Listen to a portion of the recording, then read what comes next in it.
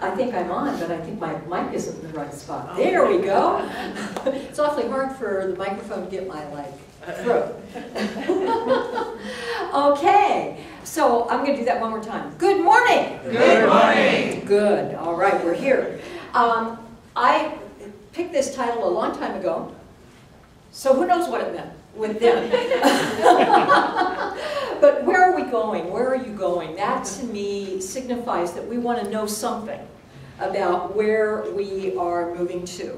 And I immediately think of the old book by Stephen Covey, The 7 Habits of Highly Effective People, because what I saw in that book was, as its second habit, was the concept of knowing where you were going. It said begin with the end in mind.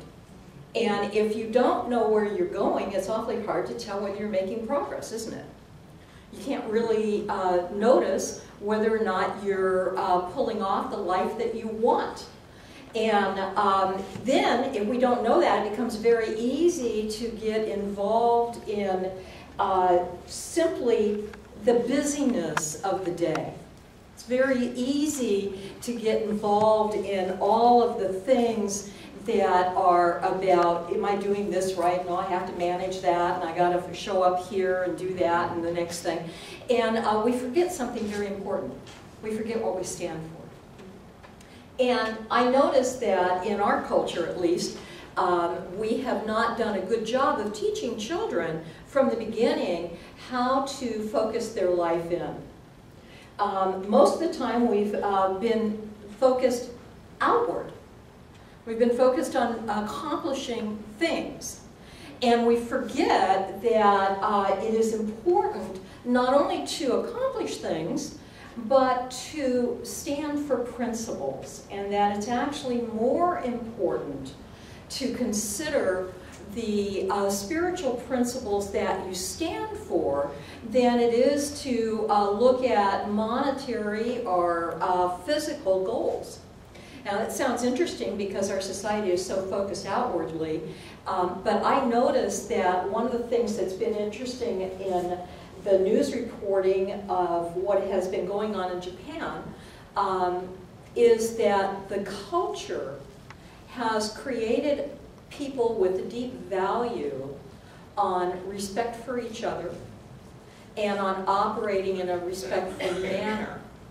And so even in this huge turmoil of earthquake and water that has hit them, they have stood for their principles. So they haven't looted, they haven't done a lot of the stuff that many people do in a panic because they have learned who they are from the inside out.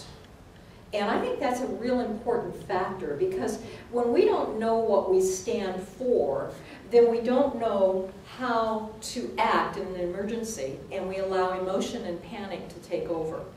And so what we want to do instead is to see, what do I really stand for? And that's the whole point of Covey's second step, which is to take a look at what do I want to accomplish in this life? Who am I really, and how do I want to portray that?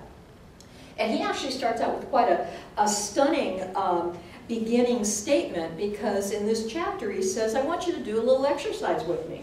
And he immediately asks the reader to do a meditation, and he sort of has a surprise ending to it. He says, imagine that you're going to a memorial service, or actually a funeral, and that you walk in and you're seeing people cry, and you see people that are happy, and you notice people that are grateful for the life of the person that they're celebrating, and you start to hear comments about how that person made a difference.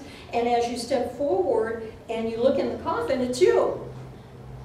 Oh no! And he says, if you don't realize what you want people to say when you pass, that you may not live the life that will allow them to say it. So you have to plan ahead. And that's sort of radical, Most of us don't want to think that that would ever happen. We have a sense that we are immortal beings right now, which is true. But there's a point where we're going to say, this body, I have worn it out. And I'm changing it. You know, I'm changing up.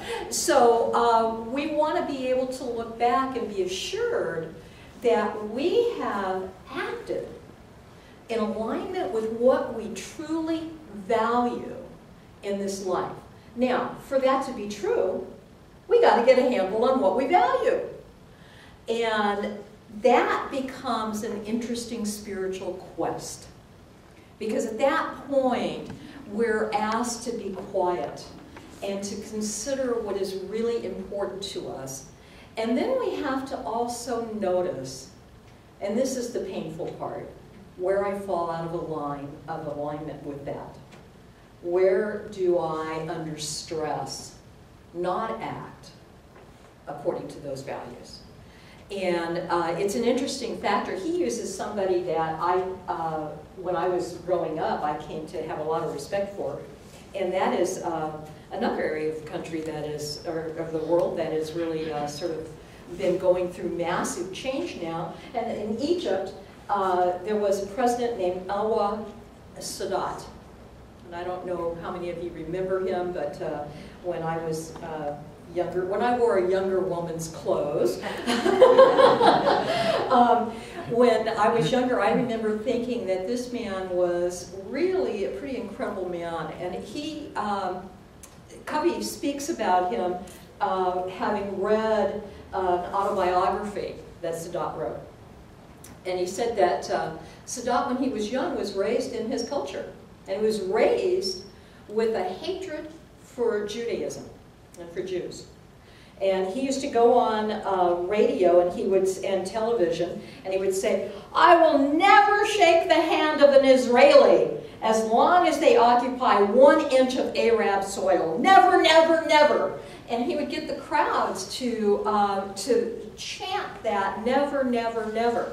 And so here he was, a young, very motivated young leader, and many people were really enthralled with him and what he was doing, and he was carrying forward what he had been taught. And the point here is that if we don't pay attention, we will carry forward what we are taught when we're young.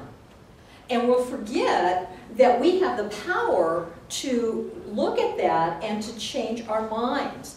Now, Sadat got thrown in prison for an uprising against another one of the leaders, and that was King Farouk.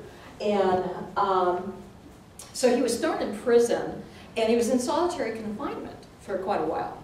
And while he was in solitary confinement, what he did was learn meditation, and he practiced his own form of prayer.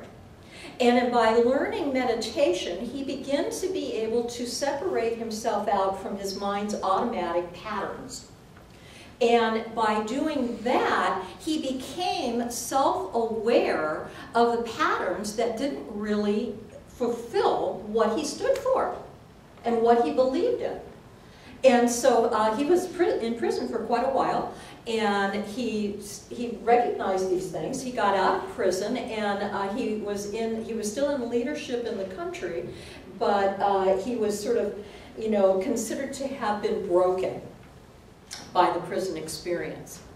And yet, at another point, he came forward and became able to become president and to change his basic message.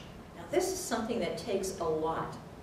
He changed his message from one of prejudice, of prejudgment, of automatic reaction, to a group of people that were the known enemy.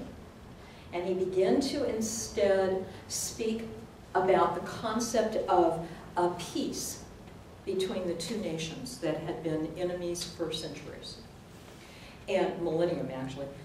And ultimately this led to the Camp David Accord, where he shook the hand of the leader of Israel, and where they came into a place of peace for a period of time throughout his reign, and actually for some time after that.